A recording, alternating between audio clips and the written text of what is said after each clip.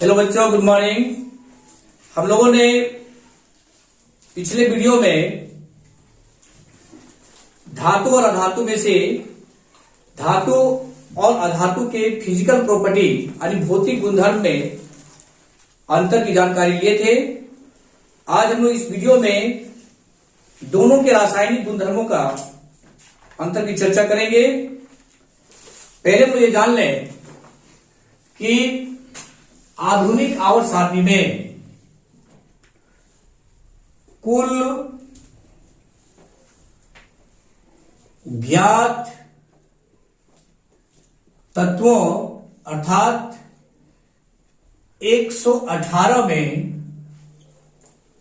91 तत्व धातु, 20 तत्व अधातु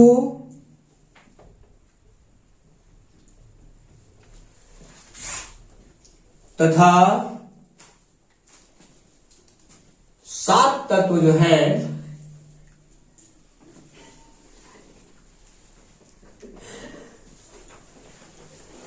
उपधातु हैं। ये हम लोग अगले अध्याय के इसमें वो देखेंगे। ये हम लोग का जो पीरियोडिक टेबल है इसमें से धातु, ये देखिए हरे रंग का जो धातु है, यहां पर जो पिंक है गुलाबी कलर का जो है ये हम लोग का उपधातु है, और जो यहां पर पीला है, पीले कलर का जो है वो हम लोग का अधातु है। तो उपधातु होता क्या है? उपधातु जिसमें धातु और अधातु दोनों की गुणवत्ता समाई रहती है वो हम लोग कहलाता है उपधातु। अभी हम लोग को धातुओं के रासायनिक गुणधर्म में हम लोग को ये रिएक्शन जो है जानने को मिलेगा। इसलिए पहले से टेबल तैयार कर लिए हम लोग कि जैसे अभिक्रियाशीलता जो है ये धातु की अभिक्रियाशील धातुओं की जो श्रेणी है इसमें जैसे सोडियम, पोटेशियम सबसे ऊपर है, potassium, sodium, calcium, magnesium, aluminium, zinc, iron, lead, hydrogen, copper, mercury, silver और गोल्ड। अब ये जो है ये हम लोग को घटते हुए क्रम में ऊपर से नीचे आइएगा तो इन धातुओं की अभिक्रियाशीलता जो है वो कम होती जाती है और जैसे जैसे ऊपर जाएंगी ये बढ़ता जाएगा। तो आज हम लोग इसके बारे में जानेंगे। तो इससे पहले जान लें कि धातु जो है वो इलेक्ट्रॉनों को क्या करता है, अधातु इलेक्ट्रॉनों को ग्रहण करता है। जैसे हम एक एग्जांपल में आते हैं MgCl2। अब इसमें थोड़ा सा हम देखते हैं कैसे धातु इलेक्ट्रॉनों को क्या करता है। कक्षा 9 में हम लोग पढ़ चुके हैं और उस विधि से आप जा सकते हैं, अन्यथा हम लोग देखेंगे। मैग्नीशियम का इलेक्ट्रॉन संख्या होता है 12। इसका हम लोग इलेक्ट्रॉन वितरण जोड़े 2 और 10 और 2 12। इसका अर्थ है कि ये 2 इलेक्ट्रॉनों का क्या करेगा, +2। क्लोरीन का इलेक्ट्रॉनों का संख्या होता है 17। जिसको हम लोग तोड़ेंगे 2 और 10 और 7 17, ये 1 इलेक्ट्रॉन को ग्रहण करेगा, -1। तो इस प्रकार से देखते हैं कि यदि हम इसको बनाना चाहेंगे तो मैग्नीशियम का 2 इलेक्ट्रॉन 2 क्लोरीन से अभिक्रिया करेगा, अर्थात 2 8 7 2 8 7। ये 1 इलेक्ट्रॉन यहां ले आया, ये इलेक्ट्रॉन यहां ले आया। तो कोई भी तत्व जो है उसके अंतिम कक्षे में 8 इलेक्ट्रॉन होने पर वह स्टेबल होता है, स्थायी होता है। तो ये दो ये त्याग करेगा तो यहां पर बच जाएगा इसका 2 और 8। अब जब ये 1 ले लेगा इसका नया बन जाएगा 2 8 8। अंतिम कक्षे में 8 आ गया, स्टेबल हो गया। यहां पर भी 2 8 और 8। इस प्रकार का रिएक्शन भी हम लोग को समीकरण में देखने को मिलेगा, इसलिए थोड़ा सा इसको पहले जान लें। तो ये हम लोग कक्षा 9 में इलेक्ट्रॉनों के वितरण की विधि से भी ज्ञात किया गया है। अब हम लोग आते हैं तो धातुओं के रासायनिक गुणधर्म पर सबसे पहले हो जाएंगे कि धातु ऑक्सीजन के साथ अभिक्रिया करती है तो क्या होता है। पहला हम लोग का है कि धातुओं का वायु में दहन करने से क्या होता है।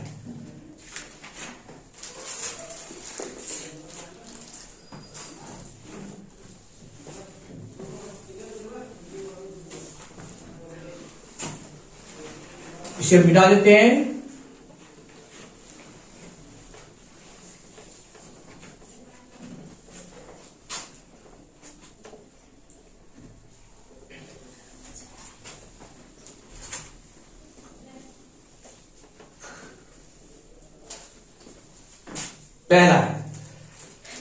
पहला हम लोग का टॉपिक है कि धातु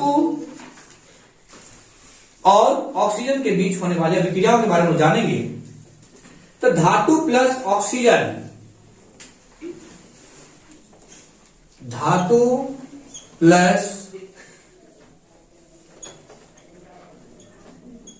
ऑक्सीजन जब यह अभिक्रिया करता है तो हम लोग को धातु ऑक्साइड का निर्माण होती है।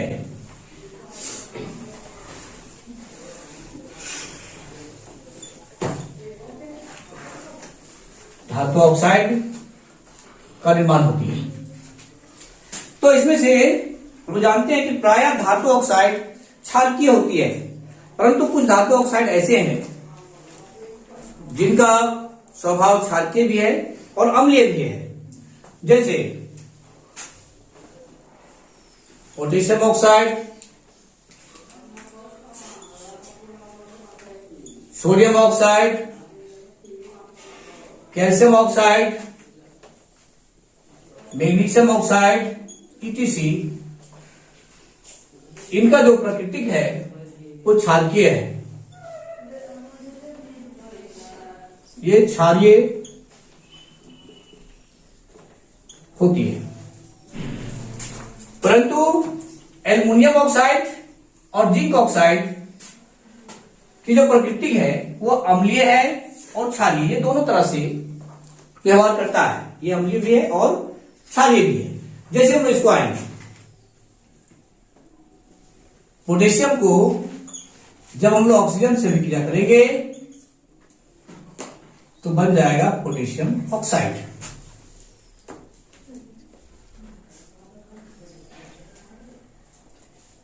ये हम लोग का संतुलित हो गया। उसी प्रकार से सोडियम को जब ऑक्सीजन से अभिक्रिया कराएंगे तो ये बन जाएगा हम लोग को सोडियम ऑक्साइड।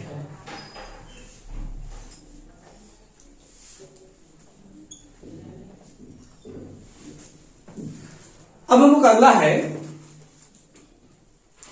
अब यहां पर कहता है कि एल्युमिनियम ऑक्साइड और जिंक ऑक्साइड का जो प्रकृति है वो अम्लीय और क्षारीय है। अब हम लोग इसमें आएंगे कि एल्युमिनियम ऑक्साइड, देखिए कैसे हम लोग कहा है एल्युमिनियम ऑक्साइड। एल्युमिनियम जब ऑक्सीजन से अभिक्रिया करती है तो ये एल्युमिनियम ऑक्साइड Al2O3। तो अब जो है इसको हम लोग बैलेंस करेंगे।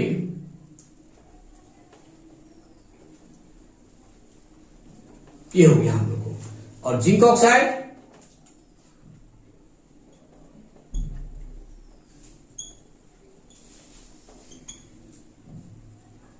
ये हम लोग का बैलेंस हो गया।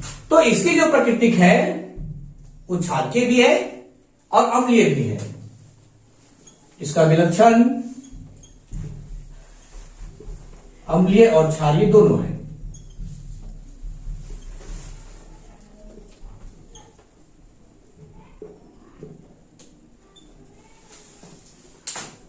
और एल्युमिनियम ऑक्साइड और जिंक ऑक्साइड जो है जब अम्ल और क्षारक से अभिक्रिया करता है तो ये लवण और जल दोनों प्रदान करते हैं।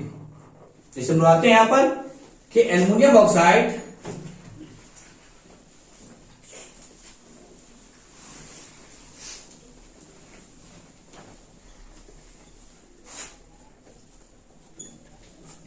जब हाइड्रोक्लोरिक अम्ल से अभिक्रिया करेगी तो ये बनाता है एल्युमिनियम क्लोराइड प्लस जल का निर्माण करता है।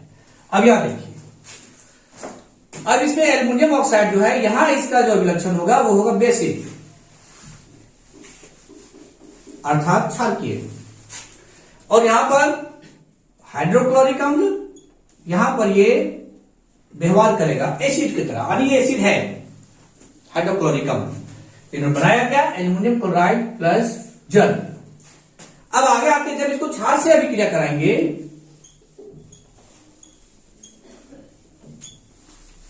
जैसे पोटेशियम हाइड्रोक्साइड से और सोडियम हाइड्रोक्साइड से इसको हम अभिक्रिया करा रहे हैं। देखिए, तो बनाता है सोडियम एल्यूमिनेट,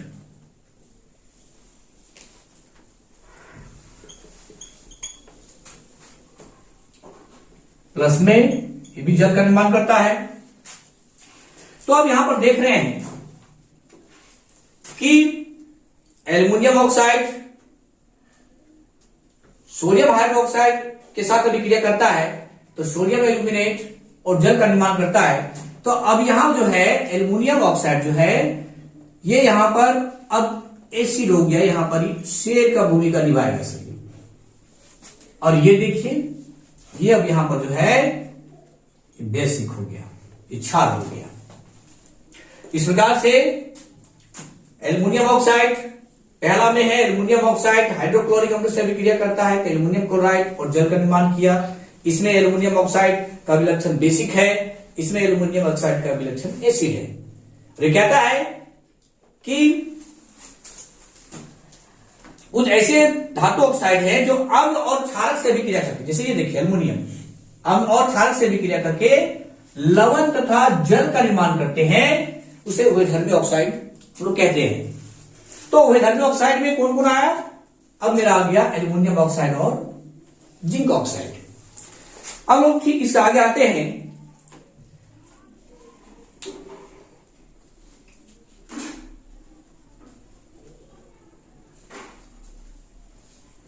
अब इसके आगे की प्रॉपर्टी में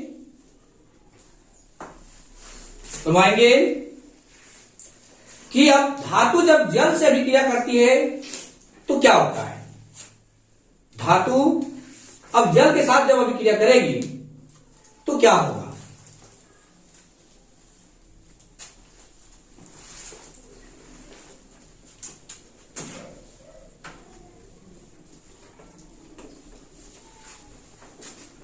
देखिए, अब कहता है कि धातु जब जल के साथ अभिक्रिया करती है तो धातु ऑक्साइड प्लस हाइड्रोजन गैस का निर्माण करता है। पुनः वही धातु ऑक्साइड को जब जल के साथ अभिक्रिया कराया जाता है तो फिर हम लोग को धातु हाइड्रोक्साइड प्राप्त होती है।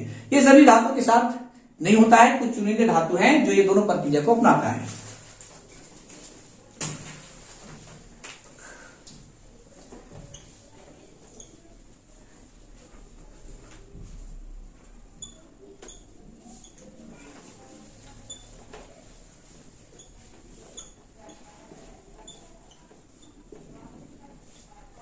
अभिक्रिया पहला है कि धातु जब जल के साथ अभिक्रिया करती है तो धातु ऑक्साइड प्लस हाइड्रोजन गैस का निर्माण करती है।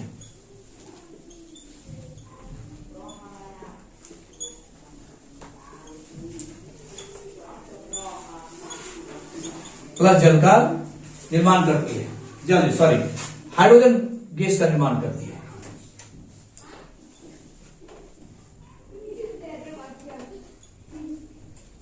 हाइड्रोजन गैस का निर्माण करती है। फिर पुनः धातु ऑक्साइड जब जल के साथ अभिक्रिया करता है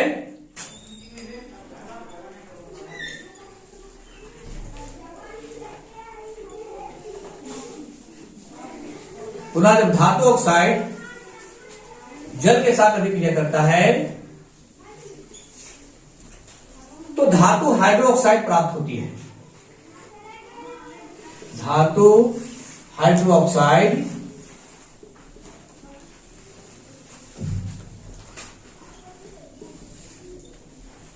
प्राप्त होती है। अब हम कुछ एग्जांपल में आएंगे।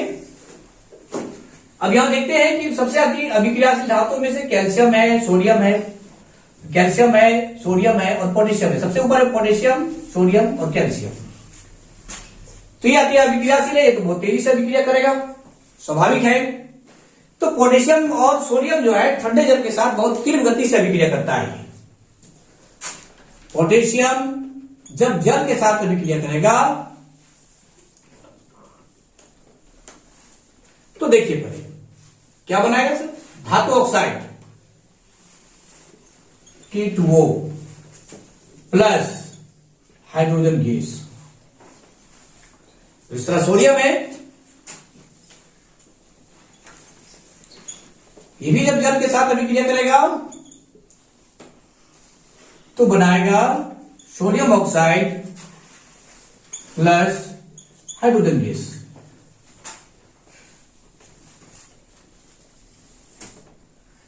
अब जो है यहां पर हम लोग पहले समीकरण को संतुलित कर लेते हैं।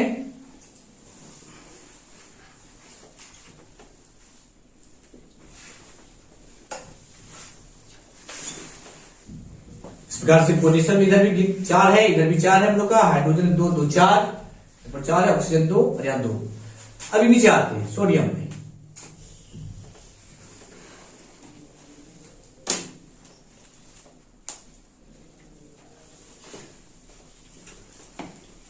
अब देखिए, तो पोटेशियम जब जल के साथ अभिक्रिया करता है, potassium oxide plus hydrogen gas.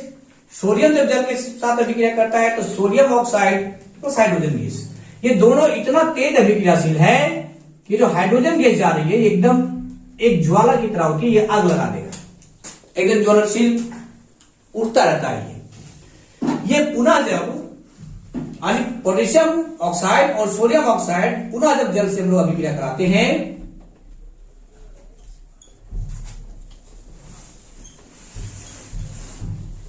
तो ये पोटेशियम हाइड्रोक्साइड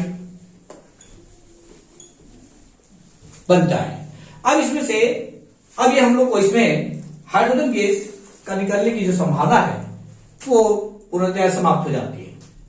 उसी प्रकार से सोडियम,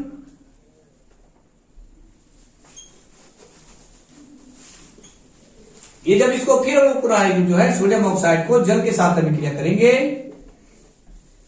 तो सोडियम हाइड्रोक्साइड ही बनेगा। अब देखते हैं इधर,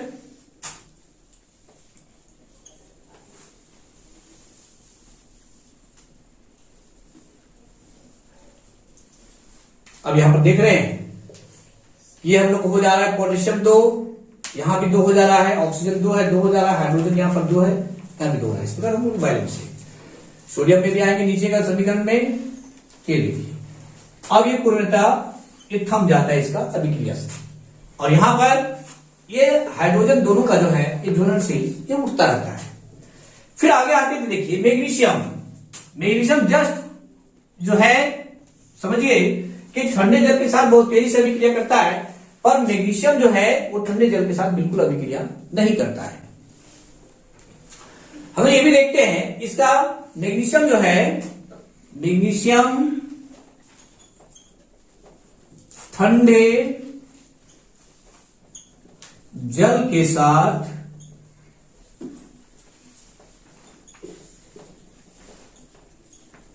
अभिक्रिया नहीं करता है। तब ये करेगा क्या सर, ये गर्म जल के साथ अभिक्रिया करेगा।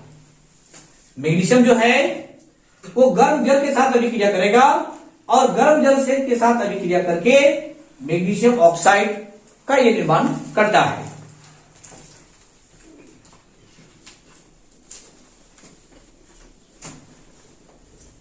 मैग्नीशियम प्लस, अब इसको जब हम गर्म जल के साथ अभिक्रिया करेंगे तो magnesium hydroxide plus hydrogen gas का निर्माण करेगा। हम लोगों को जैसे आयरन, ये देखिए आयरन, एल्युमिनियम, ये आयरन एल्युमिनियम जो है ना ये गर्म जल के साथ अभिक्रिया करेगा ना ही ठंडे जल के साथ अभिक्रिया करेगा। तो चलिए, ये भाप से अभिक्रिया करेगा। उबलता हुआ जल का जो भाप उठता है, ये उसके साथ अभिक्रिया करेगा। ये तो अब जो है उसके बाद हम लोग आते हैं, इसका अगला प्रॉपर्टी में है, जैसे इसका हम लोग पहले समीकरण लिख लें कि ये भाप के साथ अभिक्रिया करेगा आपका एल्युमिनियम और आयरन। ठीक, यहां पर लिखते हैं हम लोग। ऑब्जेक्टिव में हम लोग को काम देगा ये एल्युमिनियम और आयरन जो है ठंडे और गर्म जल के साथ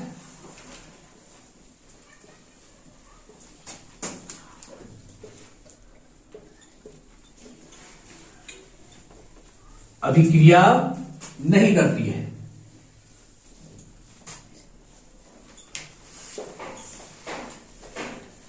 है ना, परंतु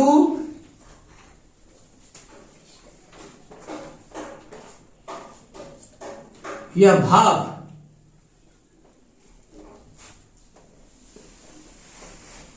के साथ अभिक्रिया कर यह अपना ऑक्साइड बनाएगी, कौन सा, एल्युमिनियम और आयरन, और साथ में हाइड्रोजन गैस का निर्माण करती है।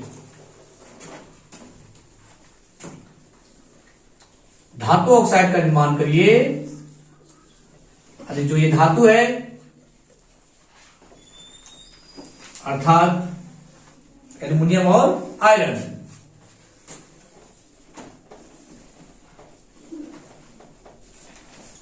का निर्माण कर hydrogen gas NH2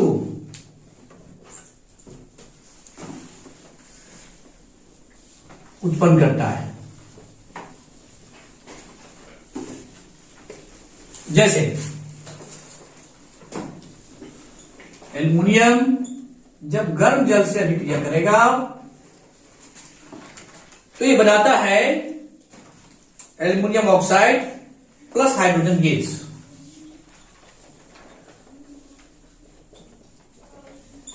hydrogen gas.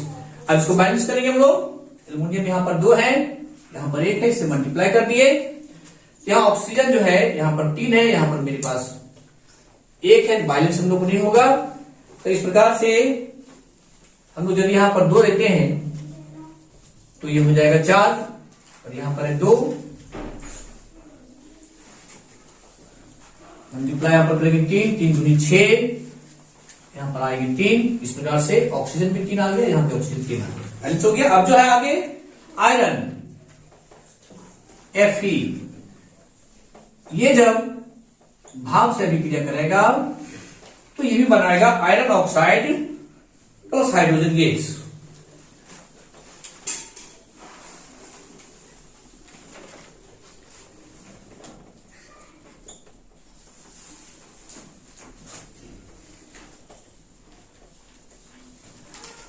तो अभी तक हम लोगों ने पढ़ा कि पोटेशियम सोडियम ठंडे जल के साथ एक अंतिम अभिक्रिया करता है। वहीं आ जाते हैं सर मैग्नीशियम, ठंडे जल के साथ बिल्कुल अभिक्रिया नहीं करता है। तो फिर मैग्नीशियम जो है गर्म जल के साथ अभिक्रिया करके अपना magnesium hydroxide plus hydrogen gas का निर्माण करता है। और फिर हम लोग यहां नीचे आते हैं तो एल्युमिनियम और आयरन ठंडे और गर्म जल के साथ अभिक्रिया नहीं करती है, परंतु यह भाप के साथ अभिक्रिया कर धातु ऑक्साइड, अपना जो धातु ऑक्साइड है एल्युमिनियम ऑक्साइड और आयरन ऑक्साइड का निर्माण कर हाइड्रोजन गैस उत्पन्न करता है। जैसे एल्युमिनियम, ये हम लोग का समीकरण होगा।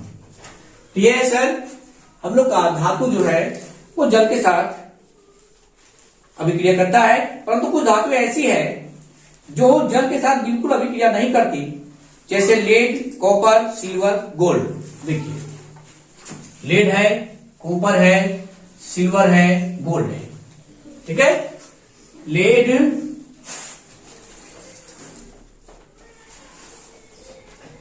कॉपर,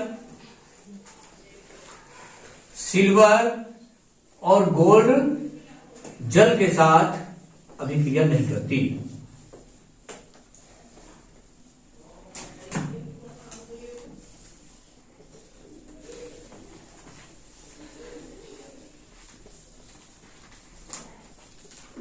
ये हम लोग का बहुत इंपॉर्टेंट एक प्रकार का हम लोग प्रश्न है ऑब्जेक्टिव के लिए कि लेड, कॉपर, सिल्वर और गोल्ड ये जल के साथ अभिक्रिया नहीं करती है। अब अगला हम लोग आते हैं कि जब धातुएं अम्ल के साथ अभिक्रिया करती है तो क्या क्या होता है। अभी हम लोग दो पढ़े, ऑक्सीजन के साथ अभिक्रिया और जल के साथ अभिक्रिया। अब हम लोग आते हैं कि धातुएं जो है जब अम्ल के साथ अभिक्रिया करती है तो क्या होता है, इसके बारे में जानेंगे।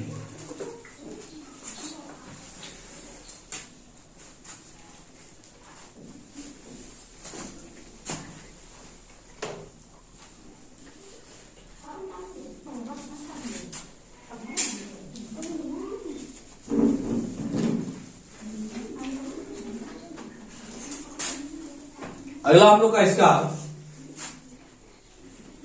हम लोग यहां पर निकालेंगे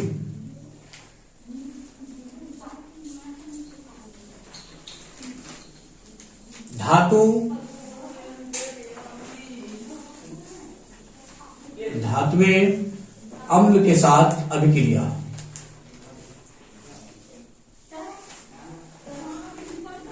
लिख सकते हैं धातु का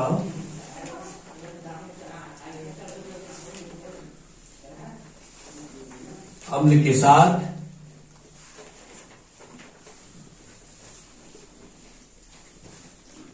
अभिक्रिया। अब अम्ल से अभिक्रिया करेगा तो क्या होगा।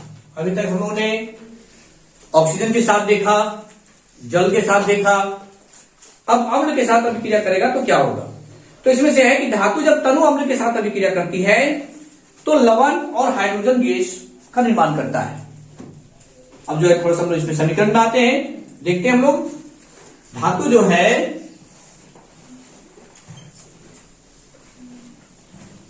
तनु अम्ल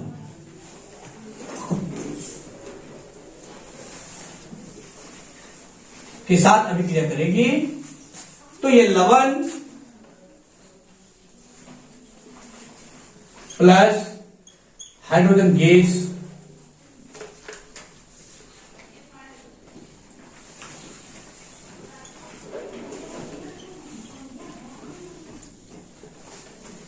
हाइड्रोजन गैस का निर्माण करती है। अब हम लोग आते हैं कुछ समीकरण में हम लोग, जैसे मैग्नीशियम को जब हाइड्रोक्लोरिक अम्ल के साथ अभिक्रिया करेंगे तो ये बनाएगा magnesium chloride plus hydrogen gas. तो मैग्नीशियम यहां पर मेरा धातु है और तनु अम्ल मेरा हो गया HCl हाइड्रोजन क्लोराइड। अब बनाए क्या सर इधर, magnesium chloride plus hydrogen gas.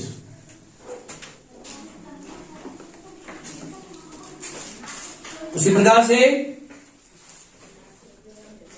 Try कीजिएगा एल्युमिनियम के साथ, जिंक के साथ, आयरन के साथ हाइड्रोक्लोरिक अम्ल को अभिक्रिया करके। अब आगे दिया है कि हाइड्रोजन नाइट्रेट एक ऐसा प्रबल अम्ल है और ऑक्सीकारक है जो धातु के साथ अभिक्रिया करता है कि हाइड्रोजन गैस उत्पन्न नहीं करता है। परंतु मैग्नीशियम और मैग्नीज हाइड्रोजन नाइट्रेट के साथ अभिक्रिया करती है तो वो हाइड्रोजन गैस निर्माण करता है। अब जैसे देखते हैं,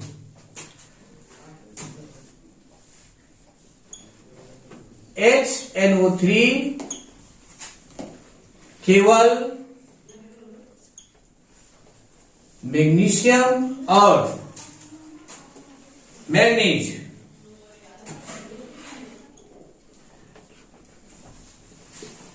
के साथ अभिक्रिया कर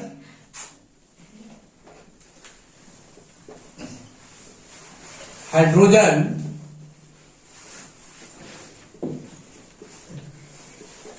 गैस का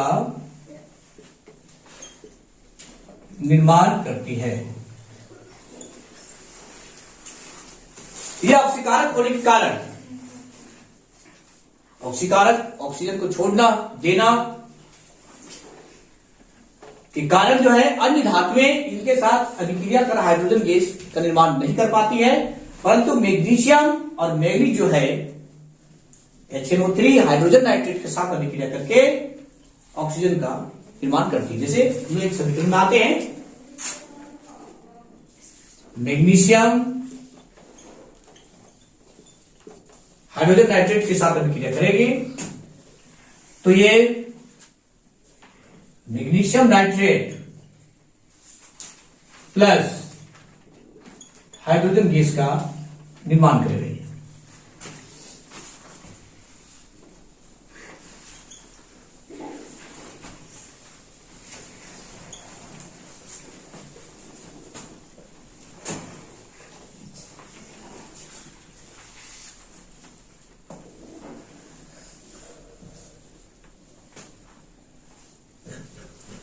ये हम लोग को टू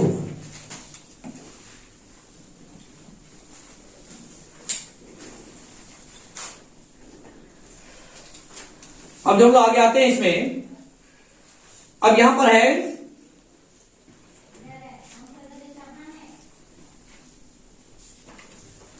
अब अगला जो है सर हम लोग को अगला टॉपिक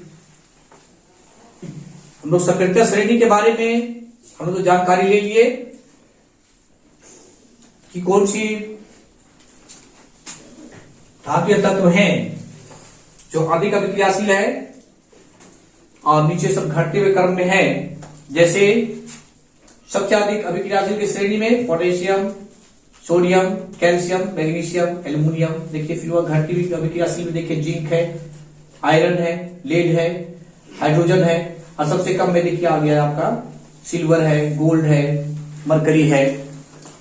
अब इसके बाद हम लोग प्रश्नों पर हम लोग आएंगे। आगे जो यहां पे प्रश्न है कि सोडियम को केरोसिन में डुबोकर क्यों रखा जाता है, क्वेश्चन है ये। तो अभी हम देख रहे हैं कि सोडियम जो है अभिक्रियाशील है। इसके आगे समीकरण लोग देखें कि सोडियम जो है ठंडे जल से तेजी से अभिक्रिया करता है, ये केरोसिन के साथ अभिक्रिया नहीं करती है, जिसके कारण वो सुरक्षित रहता है। सोडियम एक अति अभिक्रियाशील धातु है और केरोसिन में डुबो कर रखने से ये हम लोग को सुरक्षित रहता है। अगला है कि इन अभिक्रियाओं के लिए समीकरण लिखिए। भाप के साथ आयरन, ये हम लोग समीकरण दे चुके हैं पहले। भाप के साथ आयरन, जल के साथ कैल्शियम तथा पोटेशियम, ये भी हम लोग समीकरण आगे दे चुके हैं। उम्मीद है कि इन जितने भी यहां प्रश्न है प्रयास कीजिएगा, ये सारे आसानी तरीके से हल हो जाना चाहिए। धन्यवाद।